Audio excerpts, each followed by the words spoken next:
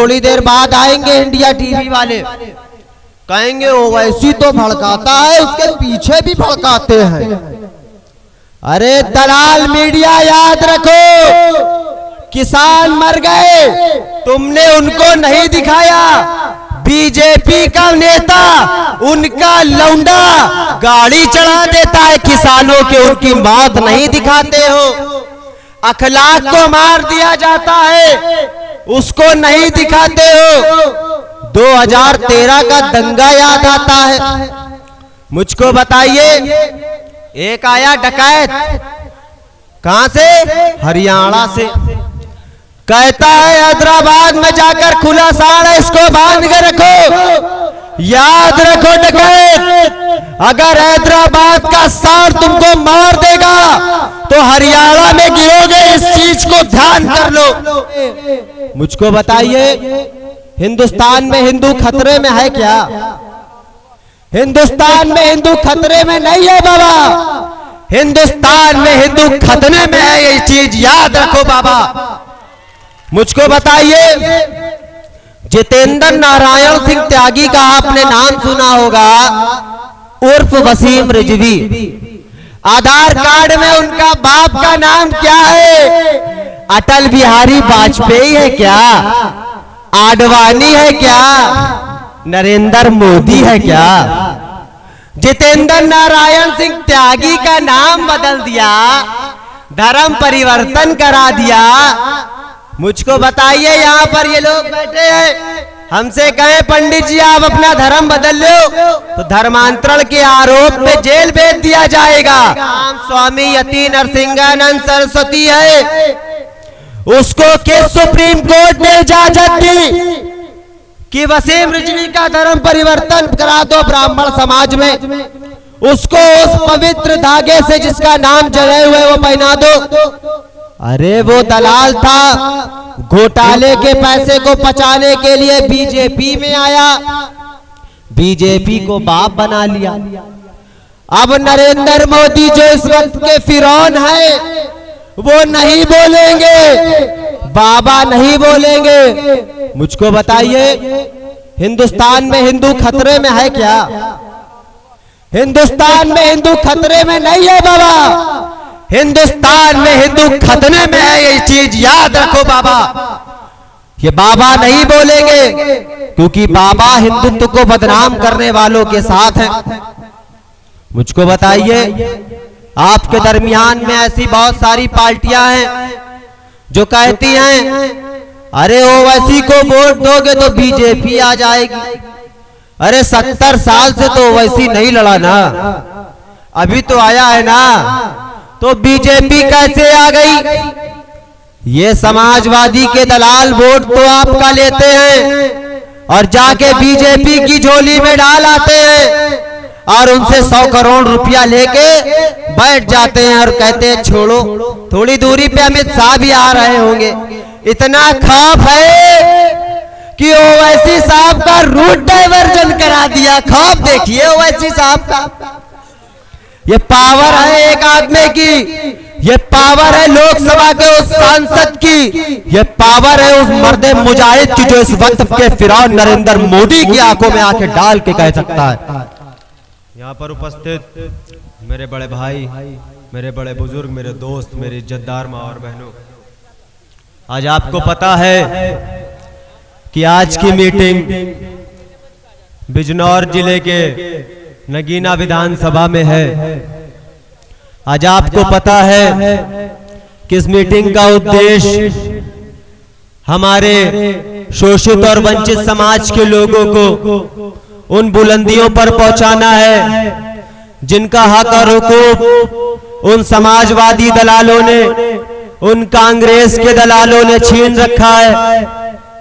जिनको लीडर बनाना चाहिए था उनको उन्होंने जेल में डाल रखा है। मुझको बताइए, आपकी अहमियत क्या है उत्तर प्रदेश की सियासत में? आपके पास कौन सी ऐसी ताकत है जिसकी दम पर आप हिस्सेदारी की मांग कर सके? मुझको बताइए, आपके पास उत्तर प्रदेश में कोई सियासी लीडरशिप है? नहीं है, क्योंकि आज तक आपने अपने हक के लिए लड़ा नहीं। आपने लड़ाई तो बहुत की, उससे की जिसका नाम डंडा होता है। आपने कभी कलम की ताकत से लड़ाई नहीं की, क्योंकि वो समाजवादी पार्टी का दलाल जिसका नाम अखिलेश यादव है, वो समाजवादी पार्टी का दलाल जिसका नाम मुल्ला मुलायम है, वो आपके साथ खड़ा तो हुआ, लेकिन किस लिए कि दरवाजे पर आए और 1 लीटर दूध दे जिसमें 250 ग्राम पानी हो। बताइए यादवों ने आपके साथ गद्दारी नहीं की? बताइए यादवों ने आपके साथ धोखा नहीं किया? आजम खान को बकरी चोरी के इल्जाम में जेल में डाल दिया। मुझको बताइए, अखिलेश यादव उनको बाहर नहीं निकाल पाएंगे क्या? निकालना नहीं चाहते, क्योंकि जिन्ना का नाम लेते हैं। याद रखो, अखिलेश डकैत जिन्ना की 2 नेशन थ्योरी को हिंदुस्तान के मुसलमानों ने लात मार दी थी। इसी तरीके से उत्तर प्रदेश का मुसलमान तुमको लात मार देगा, दूसरा तेजस्वी बना देगा। याद रखो। मैं उत्तर प्रदेश के आवाम से पूछना चाहता हूं, क्या आपके पास कोई सियासी नेता है? याद रखो, जमहूरियत की सबसे बड़ी ताकत सियासत है।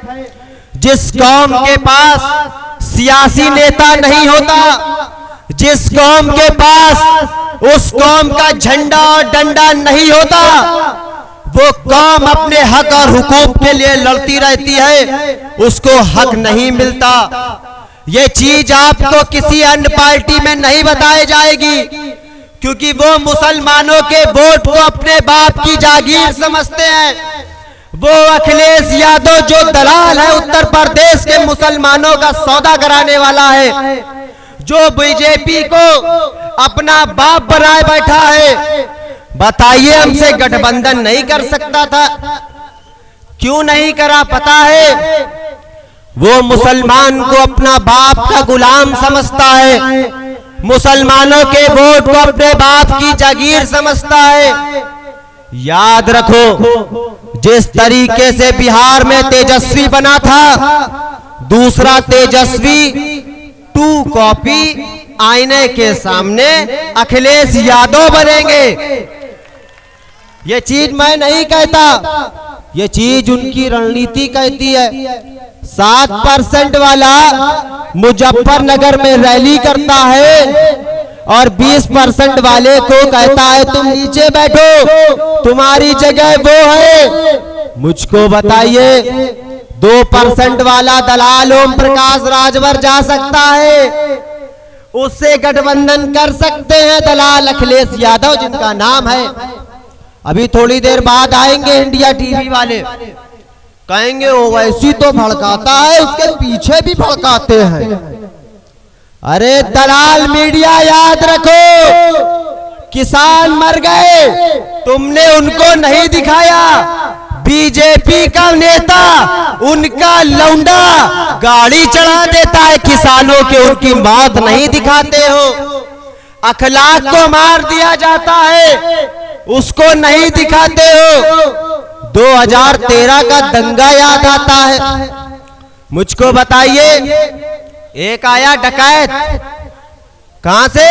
हरियाणा से, कहता है हैदराबाद में जाकर खुला साड़ है, इसको बांध के रखो। याद रखो डकैत, अगर हैदराबाद का साड़ तुमको मार देगा तो हरियाणा में गिरोगे, इस चीज को ध्यान कर लो। मुझको बताइए, जितेंद्र नारायण सिंह त्यागी का आपने नाम सुना होगा, उर्फ वसीम रिजवी। आधार कार्ड में उनका बाप का नाम क्या है? अटल बिहारी वाजपेयी है क्या? आडवाणी है क्या? नरेंद्र मोदी है क्या? जितेंद्र नारायण सिंह त्यागी का नाम बदल दिया, धर्म परिवर्तन करा दिया। मुझको बताइए, यहां पर ये लोग बैठे हैं, हमसे कहे पंडित जी आप अपना धर्म बदल लो तो धर्मांतरण के आरोप में जेल भेज दिया जाएगा। नाम नहीं पता आपको? उसका नाम स्वामी यति नरसिंहानंद सरस्वती है। उसको किस सुप्रीम कोर्ट ने इजाजत दी कि वसीम रिजवी का धर्म परिवर्तन करा दो ब्राह्मण समाज में, उसको उस पवित्र धागे से जिसका नाम जड़े हुए वो पहना दो। अरे वो दलाल था, घोटाले के पैसे को पचाने के लिए बीजेपी में आया, बीजेपी को बाप बना लिया। अब नरेंद्र मोदी जो इस वक्त के फिरौन है वो नहीं बोलेंगे, बाबा नहीं बोलेंगे। मुझको बताइए हिंदुस्तान में हिंदू खतरे में है क्या? हिंदुस्तान में हिंदू खतरे में नहीं है बाबा, हिंदुस्तान में हिंदू खतरे में है। ये चीज याद रखो बाबा। ये बाबा नहीं बोलेंगे क्योंकि बाबा हिंदुत्व को बदनाम करने वालों के साथ हैं। मुझको बताइए आपके दरमियान में ऐसी बहुत सारी पार्टियां हैं जो कहती हैं अरे ओवैसी को वोट दोगे तो बीजेपी आ जाएगी। अरे 70 साल से तो ओवैसी नहीं लड़ा ना, अभी तो आया है ना, तो बीजेपी कैसे आ गई? ये समाजवादी के दलाल वोट तो आपका लेते हैं और जाके बीजेपी की झोली में डाल आते हैं और उनसे 100 करोड़ रुपया लेके बैठ जाते हैं और कहते हैं छोड़ो। थोड़ी दूरी पे अमित शाह भी आ रहे होंगे। इतना खौफ है कि ओवैसी साहब का रूट डाइवर्जन करा दिया। खौफ देखिए ओवैसी साहब का। ये पावर है एक आदमी की, ये पावर है लोकसभा के उस सांसद की, ये पावर है उस मर्दे मुजाहिद की जो इस वक्त के फिरौन नरेंद्र मोदी की आंखों में आंखें डाल के कह सकता है। बहुत कम समय है, कहना चाहता हूं कि तूफानों से आग लड़ाओ, सैलाबों पर वार करो। तूफानों से आग लड़ाओ, सैलाबों पर वार करो। सपा बसपा का चक्कर छोड़ो, मजलिस का बेड़ा पार करो। शुक्रिया।